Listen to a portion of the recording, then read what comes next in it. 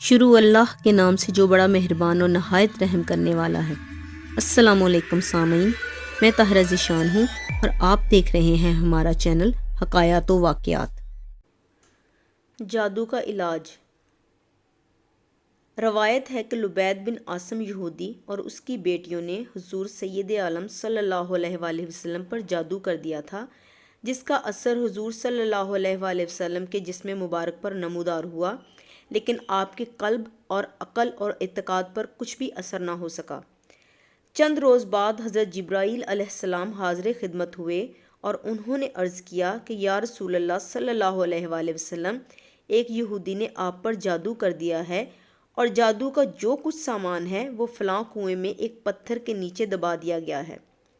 حضور صلی اللہ علیہ وآلہ وسلم نے حضرت علی رضی اللہ تعالیٰ عنہ کو بھیجا۔ انہوں نے کنویں کا پانی نکال کر پتھر اٹھایا تو اس کے نیچے سے کھجور کے گھابے کی تھیلی برآمد ہوئی۔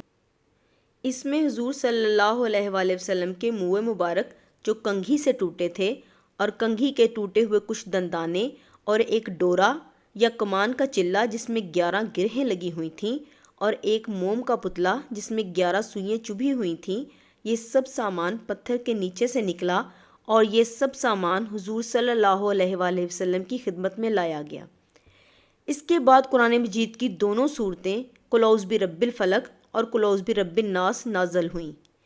ان دونوں صورتوں میں 11 آیتیں ہیں۔ ہر ایک آیت کے پڑھنے سے ایک ایک گرہ کھلتی جاتی تھی، یہاں تک کہ سب گرہیں کھل گئیں اور حضور صلی اللہ علیہ وآلہ وسلم بالکل شفا یاب ہو گئے اور جادو کا سارا سامان زیر زمین دفن کر دیا گیا۔ حدیث عائشہ رضی اللہ تعالیٰ عنہا میں ہے کہ جب حضور سید عالم صلی اللہ علیہ وآلہ وسلم کے گھر والوں میں سے کوئی بیمار ہوتا تو آپ ان دونوں صورتوں کو پڑھ کر اس پر دم فرماتے تھے، اور بخاری اور مسلم کی حدیث میں ہے کہ حضور اکرم صلی اللہ علیہ وآلہ وسلم جب رات کو بستر مبارک پر تشریف لاتے تو اپنے دونوں ہاتھوں پر دم فرمایا کرتے اور اپنے سر سے پاؤں تک پورے جسم مبارک پر اپنے دونوں ہاتھوں کو پھرایا کرتے تھے جہاں تک دست مبارک پہنچ سکتے۔ یہ عمل 3 مرتبہ فرماتے۔ قل اعوذ برب الفلق اور قل اعوذ برب الناس کی یہ دونوں صورتیں نظر بد اور آسیب اور تمام امراض خصوصاً جادو ٹونے کا مجرب علاج ہیں۔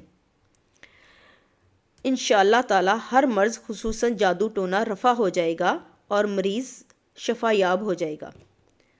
سورہ فلق کا ترجمہ ہے: اے محبوب صلی اللہ علیہ وآلہ وسلم، آپ فرمائیں میں اس کی پناہ لیتا ہوں جو صبح کا پیدا کرنے والا ہے، اس کی سب مخلوق کے شر سے اور اندھیری رات کے شر سے جب وہ چھا جائے، اور ان عورتوں کے شر سے جو گرہوں پر پھونکتی ہوں، اور حسد کرنے والے کے شر سے جب وہ حسد کرنے لگے۔ سورہ الناس کا ترجمہ ہے: اے محبوب صلی اللہ علیہ وآلہ وسلم، آپ فرمائیں میں اس کی پناہ لیتا ہوں جو سب لوگوں کا رب، سب لوگوں کا بادشاہ، سب لوگوں کا خدا ہے، اس کے شر سے جو دل میں میرے خیالات ڈال کر دہک رہے ہوں، وہ شیاطین جو لوگوں کے دلوں میں وسوسے ڈالتے ہیں، جو کچھ جن ہیں اور کچھ انسان ہیں۔ سورہ الناس پارہ نمبر 30، سورہ فلق پارہ نمبر 30۔ ایسی مزید ویڈیوز دیکھنے کے لیے ہمارے چینل کو سبسکرائب کریں تاکہ ہماری نئی ویڈیوز کی نوٹیفیکیشن آپ کو بر وقت ملتے رہیں۔ ملتے ہیں پھر کسی نئی ویڈیو کے ساتھ، تب تک کے لیے اللہ نگہبان۔